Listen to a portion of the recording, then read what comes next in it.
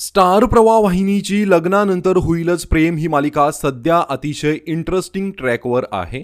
मालिकेतून एका अभिनेत्रीची नुकतीच एक्झिट झाली आहे। एक पात्र कमी झाल्यानंतर दुसरं पात्र त्या ठिकाणी येतं हे गणित तर ठरलेलंच आहे आणि मालिकेत आता एका कलाकाराची एंट्री झालेली आहे। कोणता आहे हा कलाकार तेच आपण जाणून घेऊया। लग्नानंतर होईलच प्रेम या मालिकेमध्ये काव्याची मैत्रीण दाखवण्यात आलेली अनिशाची एक्झिट झाली आहे। खारुताईचा प्रवास संपला असं म्हणत तिने सोशल मीडिया पोस्ट ही लिहिली होती।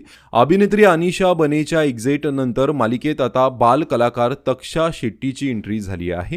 प्रेक्षकांच्या मनात खास स्थान निर्माण करणारी बाल कलाकार तक्षा शेट्टी मालिकेमध्ये जुई या भूमिकेतून भेटीला येणार आहे।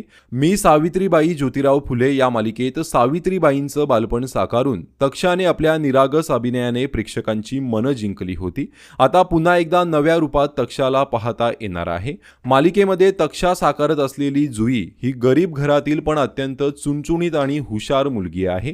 जुईला तिच्या पालकांनी शिक्षणासाठी मुंबईत तिच्या मावशीकडे पाठवलेलं असतं, मात्र मावशीने जुईला शाळेऐवजी सिग्नलवर गजरे साबणी यासारख्या वस्तू विकायला लावलं। या परिस्थितीतही जुई तिच्या निरागस स्वभावाने आणि व्यावहारिक हुशारीने प्रत्येक प्रसंगाला सामोरी जाते। साधा कागद जरी मिळाला तरी त्याच्यापासून अनोख्या वस्तू करायची कला तिला अवगत आहे। अशा या चुणचुणीत आणि गोड मुलीची भेट योगायोगाने नंदिनीशी होते।